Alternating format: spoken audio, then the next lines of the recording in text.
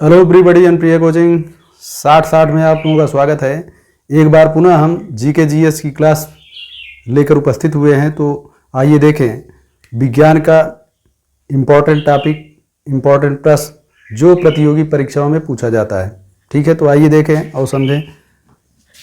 पहला सवाल जल से है।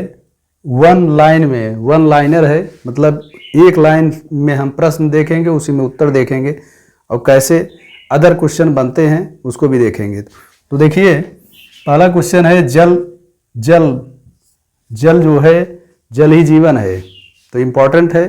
तो जल का हिमांक कितना होता है, पूछा जाता है कि जल का हिमांक बताइए। तो जल का हिमांक होता है 0 डिग्री सेल्सियस। हिमांक मतलब 0 तक यदि हम पानी को कर देंगे तो पानी क्या हो जाएगा, बर्फ बन जाएगा। तो जल का हिमांक कितना होता है, 0 डिग्री सेल्सियस। दूसरा क्वेश्चन है जल का क्वथनांक कितना होता है। जल का क्वथनांक मतलब पानी का क्वथनांक कितना होता है। पानी का क्वथनांक होता है 100 डिग्री सेल्सियस, मतलब 100 तक इसे अगर ताप दिया जाए तो क्या हो जाएगा, ये पानी मतलब अगर बर्फ की अवस्था में 100 किया जाएगा तो पिघल कर द्रव के रूप में बन जाता है। तो तीसरा क्वेश्चन है जल क्या है। जल क्या है, रंगहीन है, गंधहीन है, स्वादहीन है और क्या है, पारदर्शी है। मतलब जल के विषय में प्रश्न पूछा जाता है, विकल्प में ऐसे डाल देते हैं कि जल क्या है, जल रंगहीन है, गंधहीन है, स्वादहीन है, पारदर्शी है। मतलब तीनों विकल्प में तीनों रहेगा। नहीं तो ऐसे प्रश्न होता है कि जल क्या है, तो एक में केवल गंधहीन रहेगा, केवल पारदर्शी रहेगा, केवल स्वादहीन रहेगा। तो जिसमें ये चारों रहे, जल जो चारों रहे, मतलब रंगहीन, गंधहीन, स्वादहीन, पारदर्शी, ये सारी चीज़ें जल में हैं, तो वही विकल्प आपका सही होगा। ठीक है, तो अगला क्वेश्चन है मनुष्य के शरीर में जल कितना पाया जाता है। ये भी एक अच्छा क्वेश्चन है। मनुष्य के शरीर में कितना पानी पाया जाता है। तो मनुष्य के शरीर में 70%, लगभग 65 से एबव, मतलब 65 से एबव लगभग 70% पानी पाया जाता है। और हाथी के शरीर में कितना पाया जाता है, 80%, मतलब 80% पानी पाया जाता है।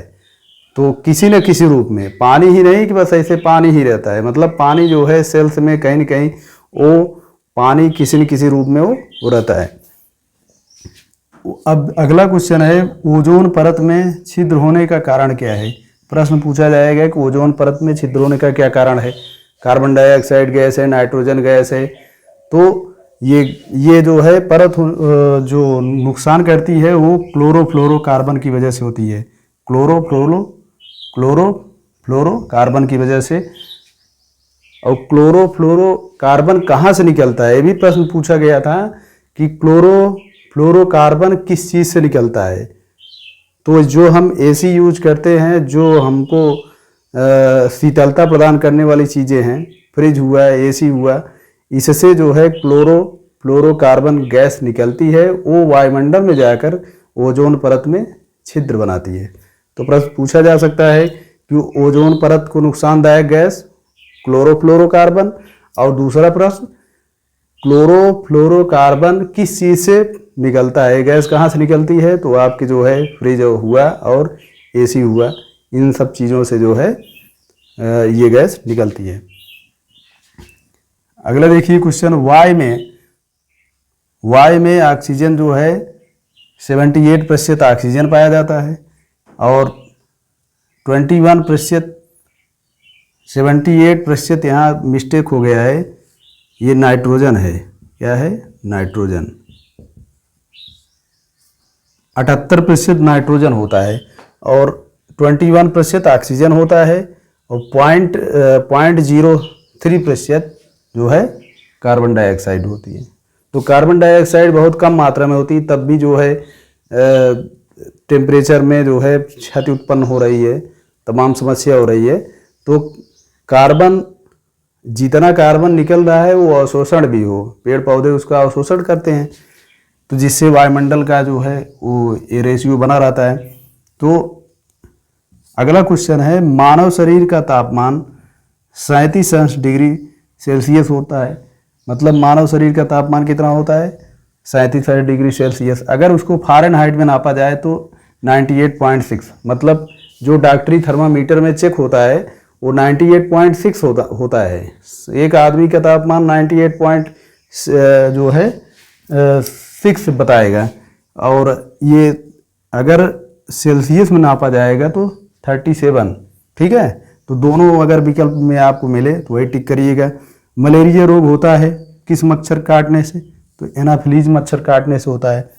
डेंगू चिकनगुनिया रोग किस मच्छर के काटने से होता है? तो एडीज मच्छर काटने से होता है। मछली श्वसन करती है किससे करती है? गिल्स से करती है। और रक्त का पीएच मान कितना होता है? 7.4 होता है। अभी एक अच्छा क्वेश्चन है, सर्वदाता रक्त समूह क्या है? सर्वदाता रक्त समूह क्या है? ओ ग्रुप है। मतलब ओ ग्रुप ऐसा समूह है जो सर्वदाता है, ये अपना खून सबको किसी को भी दे सकता है और कोई भी इसको ले सकता है। तो पूछा जाता है कि सर्वदाता रक्त समूह क्या है? तो ओ ग्रुप है। मानव शरीर में खून पाया जाता है, अच्छा क्वेश्चन है ना। मानव शरीर में कितना खून पाया जाता है? लगभग 5.5 लीटर के अबव पाया जाता है। 5.5 मतलब 6 के अंदर होता है। मानव शरीर में 5.5 लीटर खून पाया जाता है। अब ये देखिए एक क्वेश्चन इसमें और बन सकता है कि महिलाओं में कितना खून पाया जाता है? तो आधा लीटर कम, इसमें आधा लीटर कम कर दीजिए। मनुष्य की तुलना में महिलाएं जो है उनके अंदर आधा लीटर कम होता है। ठीक है, और देखिए अब एक क्वेश्चन है कि टमाटर का रंग लाल क्यों होता है? टमाटर का रंग लाल क्यों होता है? आप लोग टमाटर खूब खाते हैं ना। टमाटर का रंग लाइकोपिन के कारण होता है लाल। भोजन का पाचन पूर्ण होता है कहाँ होता है? छोटी आंत। मतलब जो हम खाते पीते हैं उसका पाचन कहाँ पूर्ण होता है? ये प्रश्न आया था, मैं कहीं इसको पढ़ा था इसलिए मैं इसको ले लिया हूँ। भोजन पूर्ण कहाँ होता है? छोटी आंत में पूर्ण होता है। और यहीं से एक क्वेश्चन और देखिए, आंत की लंबाई कितनी है? मनुष्य की आंत की लंबाई कितनी है? तो 7 मीटर है। अब सोचने वाली बात है, 7 मीटर कितना लंबा होता है मालूम है? 7 मीटर मतलब लगभग 24, 7 × 21 मतलब 24 से अबव, मतलब 24 फीट लगभग बड़ा एक मनुष्य की आंत होती है। अब समझिए 6 फीट के अंदर जो है आदमी होता है उसकी आंत कितनी है? 24 फीट है। मतलब आप समझ ही लीजिए कितना बड़ा होता है। तो उसी में घूमता रहता है खाना और पूर्ण रूप से पच जाता है। तो 2 क्वेश्चन आप समझिए, पाचन पूर्ण कहाँ होता है? छोटी आंत में। और आंत की लंबाई कितनी है? 7 मीटर है, लगभग 24 से 24 फीट के ऊपर है। ठीक है, आगे देखिए सबसे छोटा पक्षी। अब यहाँ देखिए महत्वपूर्ण सवाल है कि सबसे छोटा पक्षी हमिंग पक्षी है। हमिंग बर्ड इसको पढ़ा जाता है, हमिंग बर्ड। ठीक है, सबसे छोटा पक्षी पूछा जाए मतलब दुनिया का सबसे छोटा पक्षी ऐसा भी पूछा जाए तब भी आप यही लगाइएगा, हमिंग बर्ड। सबसे बड़ा सर्प पाइथन, इसमें ये भी लगा दे कि दुनिया का सबसे बड़ा तो पाइथन है। सबसे बड़ा जीवित पक्षी क्या है? शुतुरमुर्ग है। सबसे छोटा स्तनी क्या है? सबसे छोटा स्तनी, स्तनी माने स्तनपान जो कराए, और ये है छछूंदर है। और सबसे तेज उड़ने वाला पक्षी क्या है? कठपुंज है, बहुत तेज उड़ता है। सबसे तेज दौड़ने वाला आप जान ही रहे हैं, चीता है। आग के लिए कौन सी गैस आवश्यक है?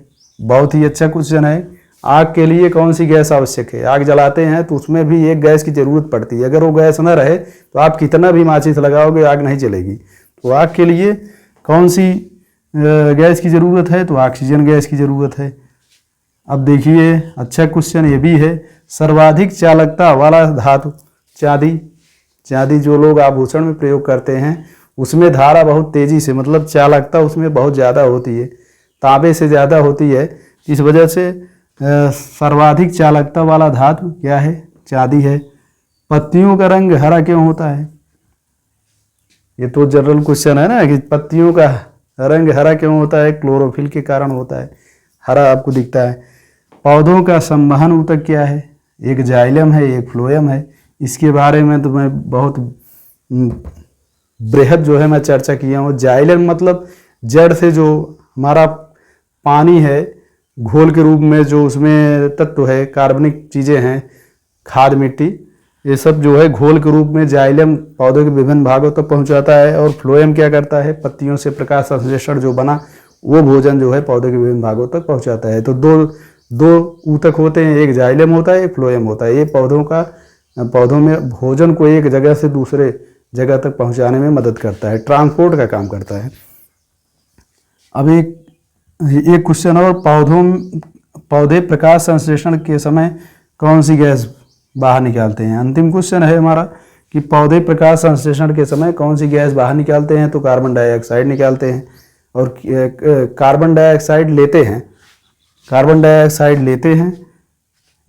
हैं और ऑक्सीजन हमें देते हैं। क्या देते हैं? ऑक्सीजन देते हैं।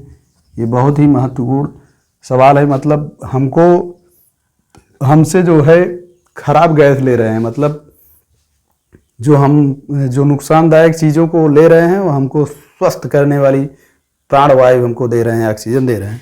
ठीक है, तो इसको जो है विकल्प में आप इन सब चीज़ों को, प्रश्न ये देखिए, विकल्प में आप ये टिक जहाँ देखें उसको टिक करें। ठीक है, तो जल का क्वथनांक जैसे 7 डिग्री सेल्सियस, मतलब ये विकल्प में रहेगा। यदि इसको वन लाइन से आप याद कर लेते हैं तो कहीं भी विकल्प में आपको जो है लगाने में खूब सुविधा होगी। ठीक है, तो इसको पूरा आप लोग लिख लें और लिख कर कायदे से इसको याद कर लीजिए। कहीं न कहीं क्वेश्चन जो है इसको जो है आपको ज़रूर मिलेगा। ठीक है, तो यदि हमारे चैनल पर आप लोग नए हैं तो हमारे चैनल को सब्सक्राइब करें और वीडियो को लाइक करें और दूसरे छात्रों को भी शेयर करें, जिससे उनको भी जो है इस वीडियो का फ़ायदा मिल सके। ठीक है, धन्यवाद।